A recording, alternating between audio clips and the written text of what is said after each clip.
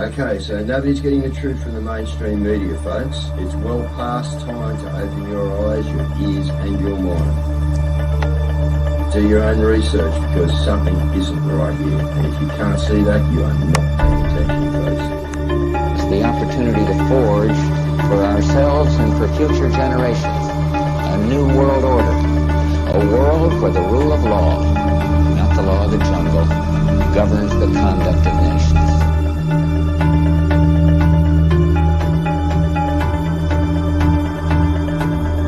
So let's look at each one of these and see how we can get this down to zero. Probably one of these numbers is going to have to get pretty near to zero. Now that's back from high school algebra, but let's take a look. First, we've got population. The world today has 6.8 billion people. That's headed up to about 9 billion. Now, if we do a really great job on new vaccines, healthcare, reproductive health services, we could lower that by perhaps 10 or 15%. The important message that we need Australians to get vaccinated as quickly as possible. In line with that, I do encourage all Australians to please go and book your vaccinations as soon as you can if you haven't already done so.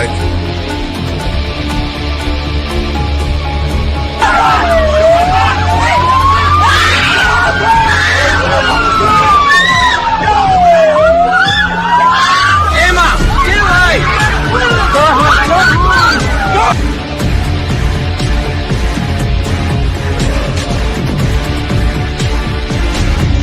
When we are successful, and we will be, we have a real chance at this new world order, an order in which a credible United Nations can use its peacekeeping role to fulfill the promise and vision of the UN's founders.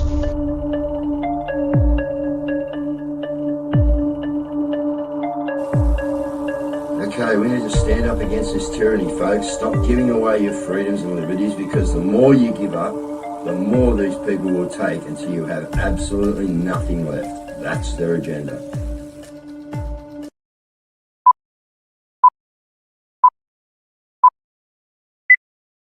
You want me to do? G'day people, how you going? I'm having a lot of trouble. I like to get the show out to certain groups in Twitter, and it is just turfing me out every time I share it to another community.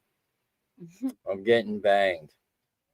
Frustration. Yeah, frustration, all right, guys. But this is where it's going, all right. We know it. Okay, why Twitter, I don't know, but anyway, here we go. Here we go. And why didn't New South Wales take the lead of that brilliant politician down there in Victoria, Jacinta Allen, and actually put machete bins in their schools? And then we mightn't have had that little incident that we had in Sydney, guys. A guy with a big knife, pretty big knife, but a machete bin. Yeah, no, maybe it wouldn't have happened. Who knows? Now, just talking to some of my guys on the South Coast here, we have some people doing the wrong thing. And one of them is a really nice bakery. Okay, it's at Milton, and it's called the Heritage Bakery. But the problem is they're refusing cash, guys. All right, so if anyone's up and down the coast, I suggest you go in, you order up big, and you get your dollars out to pay with cash, because this is what we've got to educate these smaller family businesses, you know, that are obviously just hell bent on following the system and helping the government put us into our little cages, guys. So I think that the Heritage Bakery at Milton, you know, don't go bypassing it, guys. Go in there, and, you know, more people that go in there with their cash, the better. Hopefully we're going well with cash, guys. That's all we're spending at the moment. That's all that's going on. So what's going on with Leahy? You know, I wonder, guys, what's the reverse kick here? You know, no net zero by 2030, and well, there could be a couple of things. One way to keep the two-party system is to give the people something they need, which is a out from net zero. So the libs, you know, go, oh, look, we're not going to do it. You know what I mean? And they'll get the uneducated voter. And this only helps the two parties. These guys work together, don't forget, guys. All right. So it doesn't matter. All right.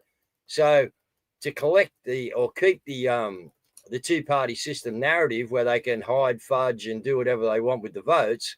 All right. This is just another ploy in the background, I would suggest, guys. All right. I don't know.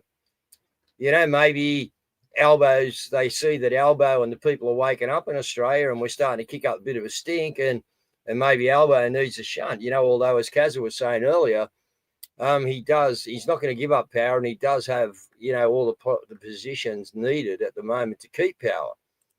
So again, is it, time for a backstab and a governor general to come in and do what we asked for, guys? Wouldn't that be funny, eh? But installs who? The Liberals. Who knows, guys? Who knows? These guys, there's something behind it, but right, there will be something with it. Yeah, going to stay with it. Yeah, exactly. The Paris Climate Agreement. Thanks, Jenny. Yeah, there's a fair bit of information in it, actually, guys. So there's a few out there on Twitter and TikTok. I got to keep. I'll share out as we get into the show, guys. But yeah, I got to keep sharing out. I haven't got to half the places because it just keeps whacking me out. Yeah. So how's our cash going, guys? The Paris, we know, but we got to get, smoke and mirrors. Exactly, Kerry. Thank you. That's exactly what I'm saying to you.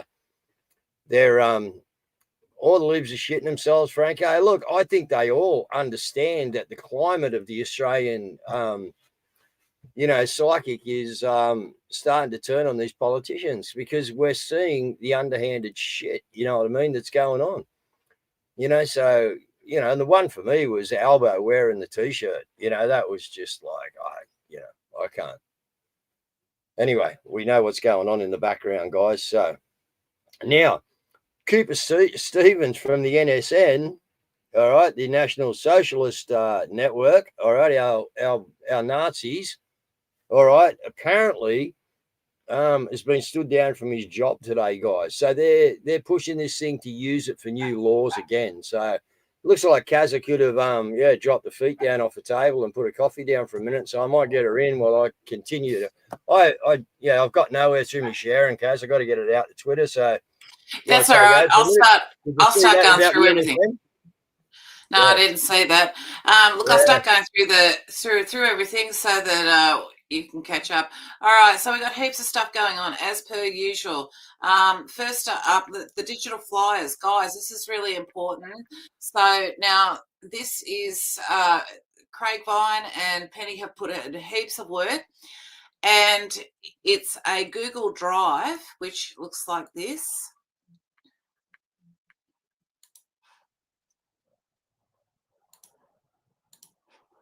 Okay, so what I'm going to do is I'm just going to copy that and I'm going to pop it into the chat, and it's really important that we get this out everywhere. And private chat, thank you. I'll do that as well for the Rumble crew. All right, so it's really important that we get that out everywhere, because it's look, the digital ID thing is just really important to educate people at the moment, because we've also got this situation where Apple says they're going to be introducing their passport. Okay, so now realistically speaking, your iPhone is already your digital ID, because it's pretty much holds everything on you, and it's so transparent. We don't want to actually excel in that. Now, the CBDCs, this is somebody's put together a cartoon to educate people children on what the digital ID is and the relationship to the CBDC is. So have a look at this. The world are considering using CBDCs, and once this kind of power is unleashed, it may be nearly impossible to reverse it. Wait, so what are CBDCs? Central bank digital currencies. Instead of being completely uncontrolled, this money is completely controlled. Why would banks want to create their own digital money when they already control our paper money? Because they can't control how you use your paper money. Once it leaves the bank, it becomes hard to trace and nearly impossible to control. CBDCs would allow the government to completely control the money, to spy on everything you buy. Imagine the government taxing you instantly, seizing your money whenever they feel like it. Say the wrong thing in a post, poof, you're a terrorist. And poof, no more money in your bank account. So that'll be up at the website. Now, also, Darren Love has put this together. And thank you for putting camera to face. I did mention Queensland yesterday, not to the full extent of Western Australia, and I'll tell you why in a minute. But for Western Australians, I'm calling you out again. Tomorrow week's the first day of the Ashes. Those of you who've got a ticket, you probably pay for it online or use a QR code. Food for thought, guys. You're going to walk into Optus Stadium at a cashless venue. So cash is not a choice. It's card or nothing. You'll line up at your, at the bar to get and I had a look at this last night, a pint of beer for $9.60. Seriously? Is that going to go with your bucket of chips for about $20? And you've got a family to feed? Plus with your kids? Oh yeah, your kids. Because 27 days from now, you've got this under 16s digital ID social ban coming into effect. But that's okay. You go into your cashless venue, enjoy your cricket, enjoy your bread and circus. Wouldn't it be a little bit better if you fought for your children's future and gone down to the governors to protest? Just a thought. Queensland, I'm calling you out too, because your test match is on the 4th of December, running through to the 8th. That's 6 days before this ban comes in. The Gabba's a cashless venue as well. You're going to do the same thing. You're going to rock up, pay extravagant amounts of money for your food and beer at your cashless bar with your kids there. Come on, guys. Yep, exactly, Darren. And I've been there. Mate. I went to the soccer grand final once down here, and I didn't have any. Couldn't I buy the tickets with cash, or I couldn't even buy it? Yeah, I could. I could buy the tickets with cash. And then you picked up a muffin. Yeah, then I went in there to go to the canteen, took my cash down there, and I had a muffin in my hand, and I had $50, and I was getting something else for somebody. And anyway, she told me she wasn't accepting cash, and I told her unlucky, it was legal tender. And man, she just snatched the muffin out of my hand. You know what I mean? So I couldn't get away with anything.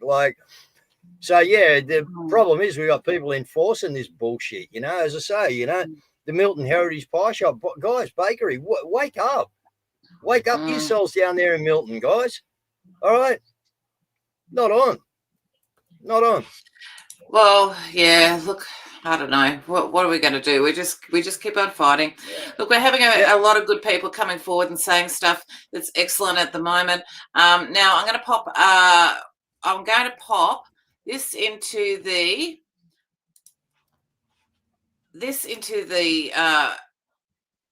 chat. This is Stephen Chaveras. We've played his stuff quite a bit. It's his talk on his lecture to the Institute of Public Affairs on Multiculturalism. It is brilliant, guys. Go and listen to it. There's a difference between multiculturalism and multi-ethnicity, and he comes up with some really practical solutions, but he talks about how it's got snuck in, the history of it, why it got snuck in, and what the effects of it are. And it's a fantastic lecture, guys. So go do yourselves a favor, go listen to it. It's very, very good. Another person who's out and about at the moment is Scotty. This is his interview with regards to the employment figures. I didn't even know this. This is how bad it is. That real wages in Australia now are at 2011 levels. Let's face it, we're bringing in a ton of people to do these menial jobs. We're not actually giving Australian kids the opportunities to get their foot in the door either. And not only that, but we're suppressing wages. That data that came out the other week, that real wages in Australia now are at 2011 levels. That's treason. We've gone backwards 15 years in wage growth in this country because we have put downwards pressure on wages by bringing in so much labour. This is a uniparty issue. The Labor and Liberal governments have in conjunction with each other, facilitated the processes that are now driving so many people into this country. And Australia should be a golden ticket. Coming to Australia should be an absolute privilege. It shouldn't be open to everyone in the third world. And we want to make sure that we're bringing in the absolute very best. But first of all, we need to shut the gates and have a proper discussion about what the future of this country looks like. And that gives our kids the opportunity to have homes and a career and a future and a family. Okay. Really excellent stuff. And like he's got a point here, because here's the figures. So this is the British Australian community. So there's now 64 migrants per hour every hour. Like, that is just completely insane. That is complete and utter treason. There's no other way Look, around the government needs to go. The government needs to go. Okay. And we need the people to be able to do that, guys. All right. So again, get the show out, get it around, make it common knowledge to people, because a lot of people don't know. Guys, we're censored highly. All right, highly. So yeah, we just need your help to wake people up. Yeah, that's it. Nicola Charles has put out this, and she's just basically asking the question: we don't need them. What do we need the government for? They're just ruining everything. Exactly. They need us. We have to find we don't a way need them. to pull together, to work together, and get our state in shape, because all these politicians do is destroy it and divide people and separate people and disenfranchise people and subvert their democracy and overcharge them, tax them, steal from them, physically harm them. And we have to find a way to make it better, because the people of this state, in little tiny ways, individually, they're suffering. They're really suffering. I just helped an old guy, not super old, but old, from the supermarket to his car, because he can barely walk because he's got Guillain-Barré syndrome from the jabs. And the unelected Jacinta Allen, she's moved on. She's on to machete crime and jailing kids for life sentences, and I get it. You should deal with that. That would maybe be the one good thing you did do, because we didn't do this, right? You pissed on our kitchen floor here in Victoria, and we've been sliding all over it, and it's time for you to clean up your own mess, because you caused this, Jacinta Allen. We need to find a way to bring Victorians together. I'm doing everything I can to do that. I'm going to try and do something that's more proactive. But we can't keep letting these politicians manipulate us and pull us apart. On the way back from helping this old guy, big old granddad Wombat was trying to get from one side of a very dangerous road on a hillside with a sheer drop the other side to the other. And a new Australian, a young Indian guy in a van, helped me stop the traffic and sort of protect this wombat while it got very slowly lumbering away from one side to the other. And he got quite emotional, and he said that wombat was the cutest thing he'd ever seen in his whole life. We the people, we're not bad people. Bring in all your migrants, welcome, do your best. But don't you turn your back, Jacinta Allen, on the Australians that were already here that you've harmed. You've harmed them so bad, you need to replace them to have a workforce, right? Don't you dare ignore these Australians that you've harmed. I don't know how you do it. I don't know how you go home at night and look at yourself in the mirror, because you know what you're part of. You know what you've done and what your party's done, and others. It's not just Labour on the adherence to pandemic measures front. But you are all involved in this World Health Organization treaty and the IHR. They are indeed. And they're not stopping us. Corporation needs to go. Yeah, and that's right. Governor General needs to do its job.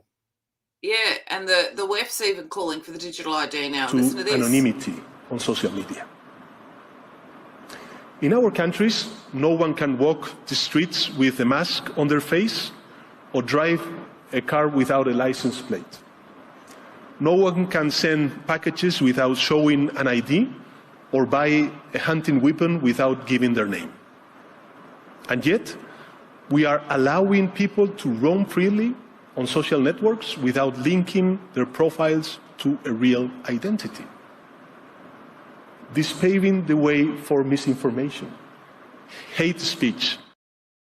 Misinformation. Yeah, Pedro Sanchez that was. So yeah, that's the WEF's even sort of chiming in now. Oh yeah, look, it's guys, it's getting, like Greg's just saying, it's crucial. The most crucial thing is Look, it's none of this stuff, guys. You know, the most crucial thing is Australia getting its shit together, standing up in numbers, right, and telling the Governor-General in mass to do the job, sack the so-called fake corporation government, and let some real people into the jobs that need to be sorted out so we can let this place run. Because as I said before, the country runs itself, guys. If you were free, you know, and only paying let's just say 5% tax, not 75, you know, or 65% tax, and you were free to go and work and do what you wanted to do, you'd be having a lot of fun doing it, guys. All right, so all we need to do is get rid of them, and we have the people that can replace them. This is not a difficult job. You know, I've already put my hand up in the background. I want to run sport and engineering. You know, that's, you know, if I get in, yeah, that's what I want to do, you know.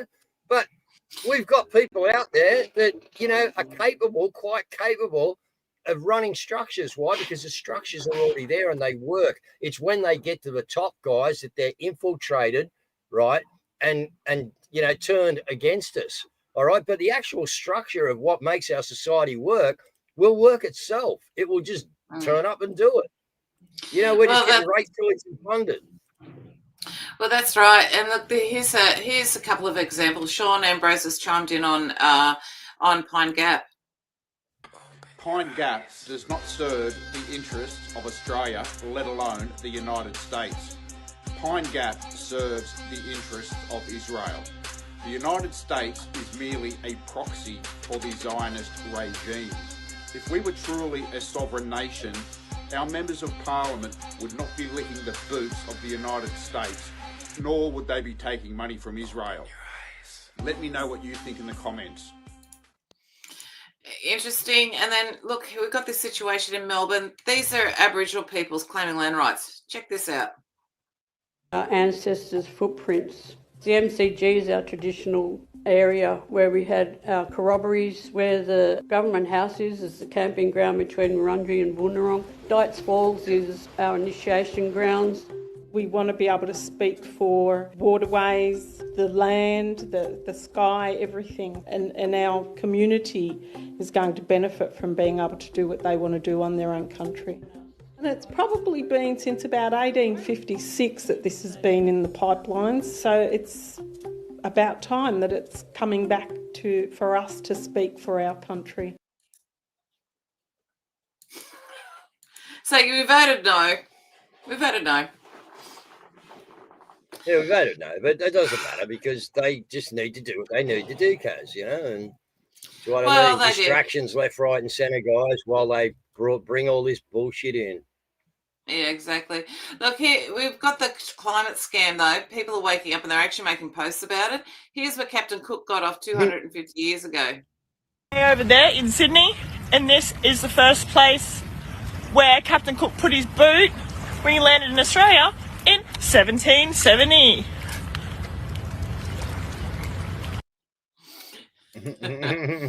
Very interesting. All levels the same.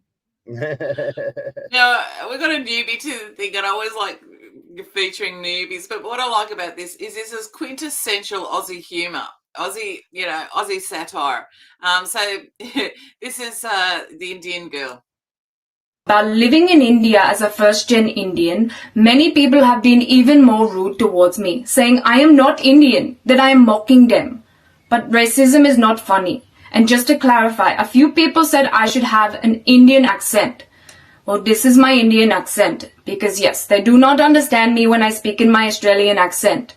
But when I visit my friends and family in Australia, that is when I use my Australian accent. But in India, this is my accent. And yes, I do understand a lot of Indian history and culture. I learned a lot of Wikipedia and YouTube. I even learned about the poop throwing festival. Now, second of all, as a minority, many brown Indians do not understand what we go through. As white people in India, we are not represented in society, in movies, TV, government, and even in the workplace. So I am proposing a new lobby group. We will make donations to persuade the government to be better towards us, to make laws for us. Because we do face a lot of discrimination. For instance, some people say we are taking their houses and their jobs, and they want to stop that. But it's not my fault. It is the government for agreeing to it. It is the government. What the fake corporation, guys. That's what it is. And we're not getting out of it until we get rid of them. Yeah, no, that's it. Well, we've got a lot of wins going on, though. We have got a massive amount of wins. I actually think this is a win. Like, this is a horrible story, but it's actually out in the open now. So now what happened was tourists paid £70,000 to shoot innocent people in a human safari trip, and children would cost more. So what happened was they flew from Triste to Belgrade on the Serbian airline, and then they would pay so that they could play sniper for the day, playing a real, basically shooting for real people. So there were about 100 tourists, but it's actually coming out. So that was in the battlefield. That was in the siege of Sarajevo. So, but at least it's coming. This kind of stuff has been going on, but at least it's all coming out now. You know. That's insane. It is. It's absolutely insane. We won't do the other European news at the moment because there's so much other stuff going on in the States. It is all coming out, and it's all going our way. First of all, you've got the Clintons going down. Files. Attorney General Pam Bondi and FBI Director Kash Patel have now shown Congress documents about former President Bill and former First Lady Hillary Clinton's foundation and evidence that they collected donations from foreign and domestic interest-seeking influence. And the fact that AG Bondi and Director Patel just found this new cache of documents is raising concerns that this evidence was kept from previous prosecutors' investigating the Clinton Foundation and the pay-to-play allegations against the Clinton family, a decade ago. So officials familiar with the matter have said that the documents will make clear that there was some kind of effort to obstruct legitimate inquiries into the foundation by blocking real investigation by line-level FBI agents and DOJ field prosecutors and keeping them from following the money. So you can read more about this bombshell story over. So you have that. Now also the UK is in trouble. So what's actually happened is they're being investigated by Kash Patel for election interference. This is with regards to not just the Russia collusion, but also the BBC edited tape. Now, the BBC is going to be sued by Trump, regardless of whether they apologise or not, for either $1 billion or $1.5 billion. There were two different reports. So you have that, but you've also got the whole special relationship between them.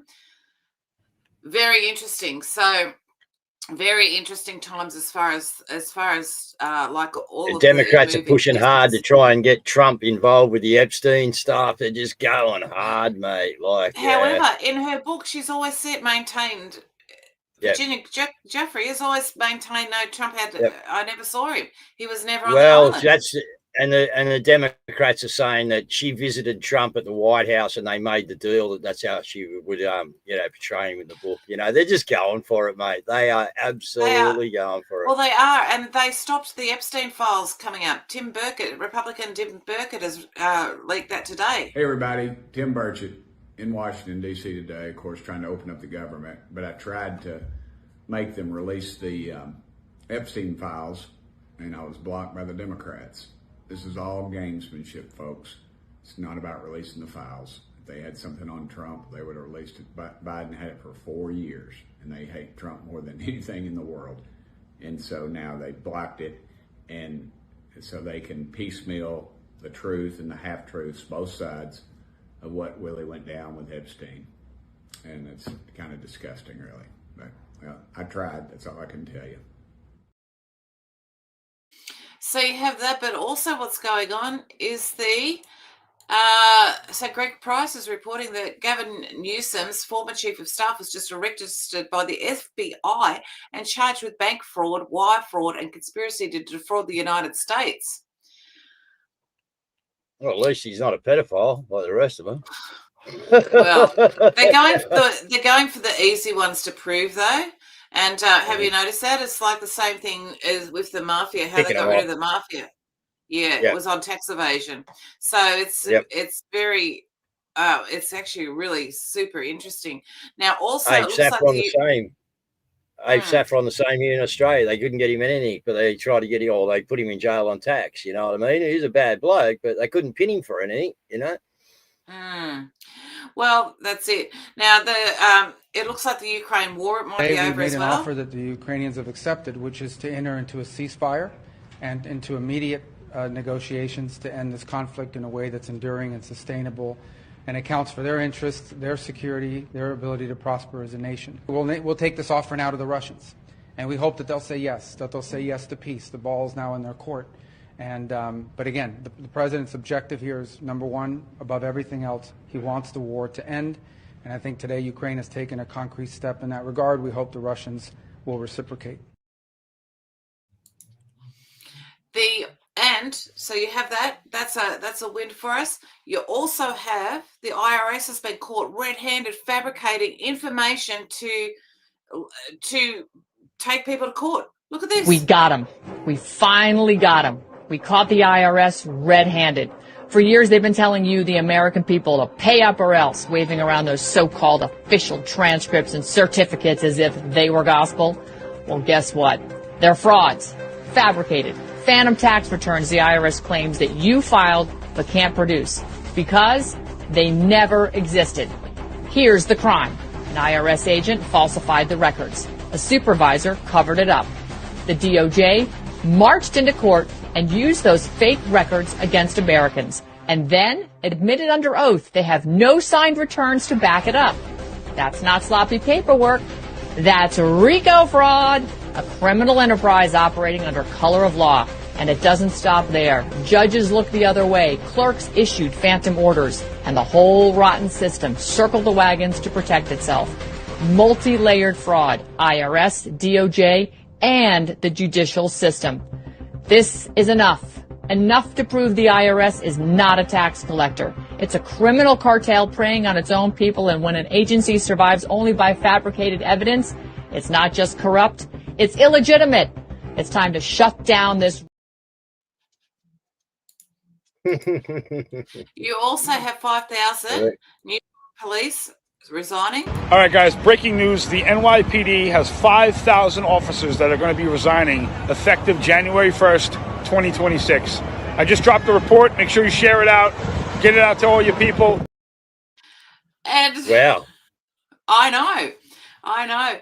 And you also have this talk about one of the things that everyone talks about, the Jewish lobby, but not a lot of people talk about the Qatar, the Muslim Brotherhood lobby as well, and how that plays into it. And this person talks about the Biden regime, as in Biden and Obama handling him. Have a listen to On this. American soil, terrorists took the stage and trashed the country hosting them. The thing to do is to destroy the idea of America in Americans' heads. It's called the People's Conference for Palestine, which thousands of people attended. And what they were cheering for should terrify you. This isn't a peace conference. It's a gathering of radical activists, terrorist-linked organizations, and people glorifying violence under the banner of liberation. They invited actual terrorists, like Hussein Shahim, a convicted terrorist who built a cell in Jerusalem and was sentenced to 27 years for attempted murder. He was recently released in a hostage deal and was still invited to come speak. Here's what's actually being said at this conference. We all know who they are, whether they are in Israel, in Washington, in Europe. They need to be taken out. They need to be neutralized. Now it's time to escalate. They preach martyrdom. Salute to our martyrs, those who are killed but never die. They incite hatred towards America. We live in an evil country. That's just what's happened. They push rhetoric going against the West, socially, ideologically, and politically, to cheer for sentences like this. Liberation, never peace. That's the white man's word, peace. Liberation is our word. Does that sound like they want peace? They're romanticizing war, and they're turning this into a cult-like experience where people are continuing to be radicalized. And then we see applause. All right, but how it happened is actually the Qatari influence, the Qatar influence. Yeah. Did you want to say something there, Dave? Yeah. Well, I was just going to say, look, the reason being, guys, all these people, and we know it, and this is what you got to get a realization of the war you're in, is that, you know, they all bow down to fake gods. All these people that oppose us, they bow to fake gods. That is why these people are all, you know, they were produced by the cabal, all these religions. We know this, we're educated, okay? We know what they done. how they produced it. Why? To have people against each other and to use these uprisings, all right, to do what they need to do. The devil's very smart, mate. But yeah, and it's all just to gang up on God's creation. That's it. Bottom line. Well, the bottom line. Yeah, so and that's the Qatari influence as well, which is basically the Muslim Brotherhood. They're the biggest funders. The Qatari regime has a bayah. A bayah in Islam is a spiritual oath to the Muslim Brotherhood.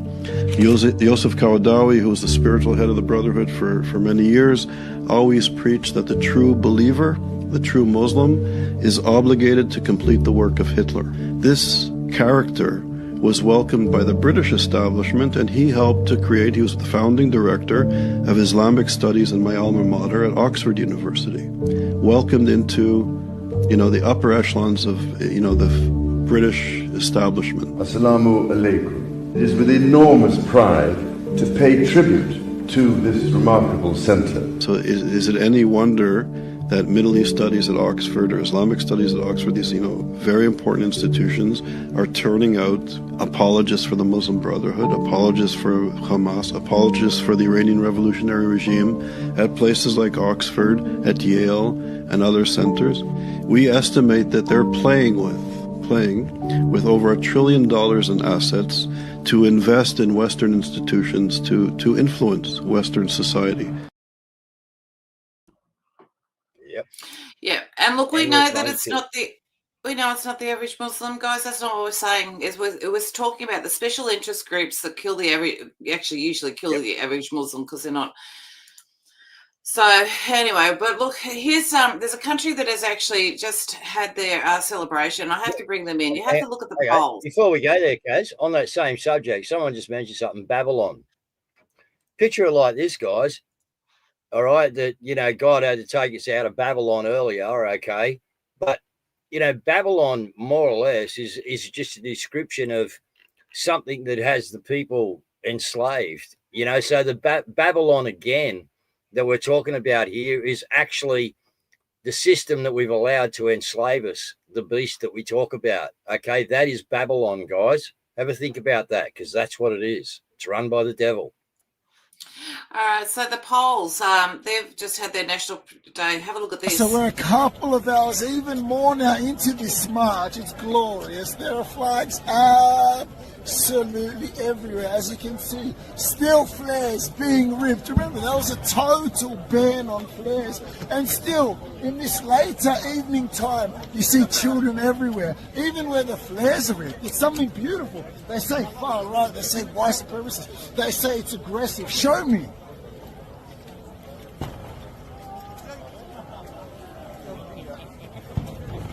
Show me. Look right now. Show me. Show me.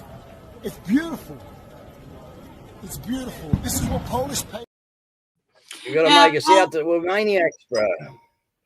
Yeah, well, the Polish people have had a problem with that leftist mayor in Warsaw, and he banned flares being lit. And so they just basically, at one time, all lit up their flares. And, they're marching as well. But Poland's got a really interesting history. And one of the things that makes it really interesting is its long history. And then it's only recently had its borders reenacted. And that's only 123 years ago. They're really, really good people, the Poles. It's majority Catholic. But in the Battle of Vienna, they had mighty warriors, the Hussars, the winged Hussars. These are what they look like. Absolutely mighty warriors. So they had these feathers on their back. But what they did was in the Battle of Vienna in 1683, which is actually on the 11th of September, believe it or not, it was actually the Mustafa had 150,000 troops, and he had come to overthrow them, and they were stuck at the gates of Vienna. And it was actually the Polish king, John Sobieski III, and he defeated them with these 18,000 winged hussars. And it was just an incredible battle. Just absolutely incredible. But these guys were so amazing. They were actually in history, they're your first strike unit. They had the what do you call them? The poles, the things that the lances. So they had the lances. Now what they discovered is that the lances were too heavy. So they hollowed them out. This is the kind of engineering that they had in the 1600s. And they would charge, and at one stage they would actually talk about the 3 people would be on one of these poles, right? Just, they're absolutely incredible warriors. They had their own special breed of horse. Now, what happened is after they reformed, during World War II, they got invaded, first of all, by the Germans and then by the Soviets. And then they were betrayed by Churchill in a deal with Stalin. So they lost their country to communism after they bravely fought too. They were mighty warriors in World War II. And so you can see that when people have had a really big struggle, they really fight hard to keep their culture. And the reason why they lost their culture with all of these mighty warriors present is because they had a golden age, and their golden age consisted of having the king, but also all of the elite or all of the ruling class had equal status. And they had something that was called the, what was it here? I took a note of it, Shebjen. And so what would happen is if anybody didn't like a piece of legislation, they could call out Sisto Activatium, which meant, no, we're not going there. So because everyone was given equal status, one person could basically veto everything. Worked brilliantly. And again, like every time, you couldn't defeat them. So what did they do? They were subverted from within. People were paid off, and then they were, and then basically that's how it fell. And then when it fell to Prussia, Russia, and the Austrian Empire. They lost their borders, and so then they had to actually go and reignite their culture, reinvigorate their culture, which they did for hundreds of years. And then it's only 123 years that they've been, and they're great, really great warriors too. You know, actually we have averted nuclear war because of the Polish.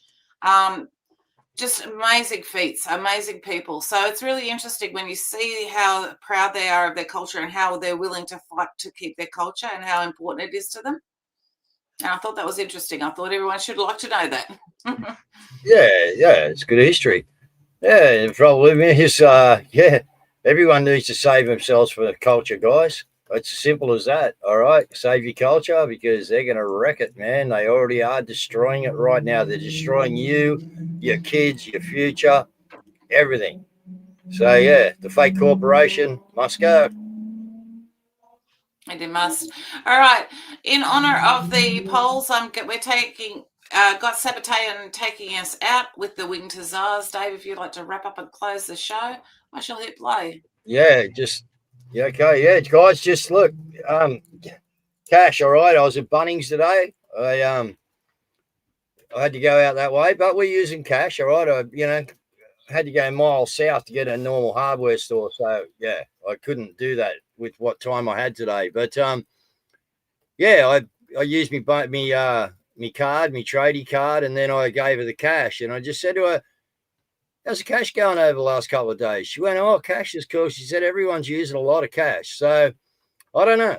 That's just Bunnings of Bellambi today, guys. All right. So, yeah. And she was, yeah, it's good, So I think a lot of people in general consensus, right, are actually using the cash. All right. They are going to the bank, getting the money out, So we could have a lot more people on our side than we think we've got, Caz, and we do know that we have, that people are waking up. So, guys, just keep spreading the news. All right, that's all I got to say. Just keep getting it out there, right, because they're doing a good job.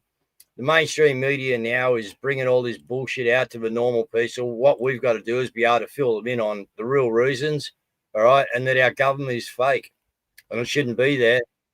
And there should be normal, I'm going to say Australians, okay, running this country, all right, and making decisions for this country, not lobbyist sections, all right, that like to buy their way into our country.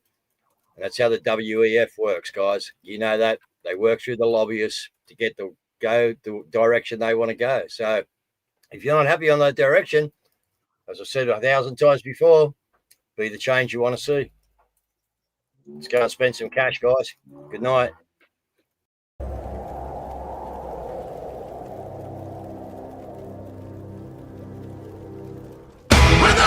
the sun.